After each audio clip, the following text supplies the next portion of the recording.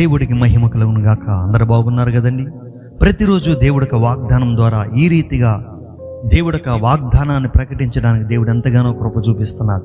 ఈ వాగ్దానాల ద్వారా మీరు మీ కుటుంబం దీవించబడుతుందని నేను ఎంతగానో ఆశిస్తూ మీ అందరి కొరకు నేను ప్రార్థిస్తున్నా. మరి ఈరోజు దేవుడికి వాగ్దానాన్ని మనం చూద్దాం. చూడండి, ఆదికాండం 39వ అధ్యాయము 2వ వచనం.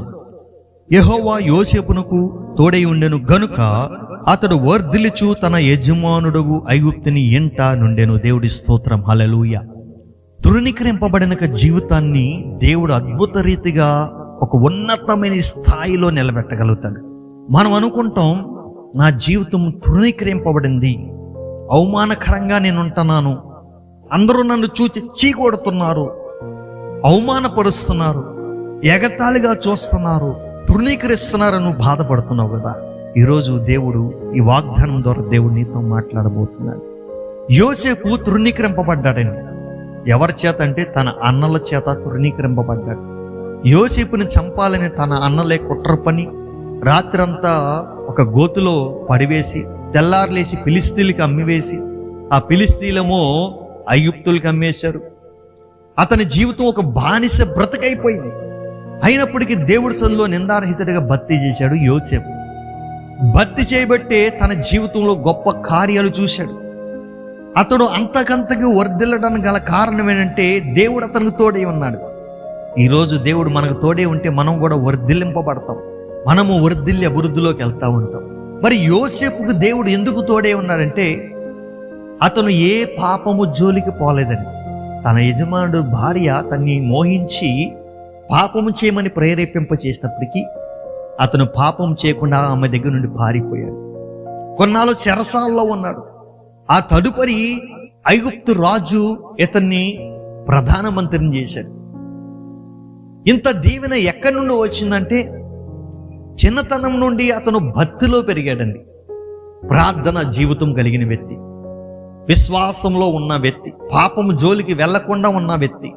మనము కూడా యోసేపు వలె చేస్తే గనక దేవుడు మనకు తోడే ఉంటాడని. చాలా మంది జీవితంలో తృణీకరింపబడుతున్నారు, అవమానపడుతున్నారు, నిందలబడుతున్నారు. నన్ను ప్రేమించిన వ్యక్తులే నన్ను ఇలా చేస్తున్నారని బాధపడుతున్నారు. అర్థం చేసుకుంటలేదు. పైగా వారంటున్న మాటలకి మన గుండెలు పగిలిపోతున్నాయి.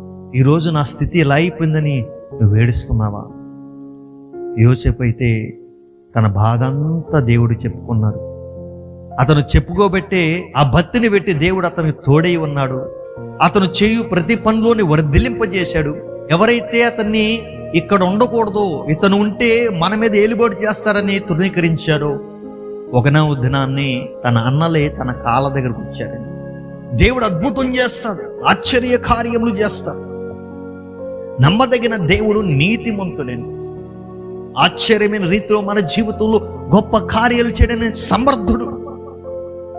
విశ్వాసముతో మనం ప్రార్థన చేయాలి. ప్రార్థన చేసినప్పుడు దేవుడు అద్భుతమైన కార్యం జరిగించడం. యోసేపును వర్ధిల్లింప చేసిన దేవుడు నిన్ను చేయడా. ఎవరైతే నిన్ను తృణీకరించారో వారి ముందే నిన్ను ఉన్నతమైన స్థితిలో నడిపిస్తాడు. నమ్ముతావా? నమ్మి విశ్వసించినట్లయితే యోసేపుని వర్ధిల్లింప చేసినట్లుగా దేవుడు నిన్ను వర్ధిల్లింప చేస్తాడు. ఈ వాగ్దానం ద్వారా దేవుడు నీతో మాట్లాడుతున్నాడు. తృణీకరింపబడుతున్న నీ జీవితంలో దేవుడు అద్భుతం చేస్తాడు. దేవుని మాటలు దీవించిన గాక. ఆమె ప్రార్థన చేసుకుందామా? మహాపరిశుద్ధుడ, మహోన్నతుడా, నీకే వందనాలు. నువ్వు అద్భుతాలు, ఆశ్చర్య కార్యాలు చేయగల దేవుడు. ఎవరి చేత అయితే తృణీకరింపబడ్డారో వారు ముందు నిలబెట్టగల దేవుడు, అద్భుతం చేయగల దేవుడు. యోసేపుని ప్రధానమంత్రిని చేసినట్లుగా మా జీవితంలో కూడా నీ అద్భుతమైన కార్యాలు జరిగించి నీ నామాన మహిమపరచమని యేసు నామములో అడుగుచున్నాము తండ్రి, ఆమేన్. ప్రియ సహోదరులారా, ఈ వాగ్దానమైన మీరు మీ మట్టికే కాక అనేక మందికి షేర్ చేయండి, సబ్స్క్రైబ్ చేయమని చెప్పండి. దాని ద్వారా దేవుడి యొక్క సువార్త ప్రకటింపబడుతుంది. దేవుడు మిమ్మల్ని కూడా దీవిస్తాడు. దేవుడు మిమ్మల్ని దీవించును గాక. ఆమేన్.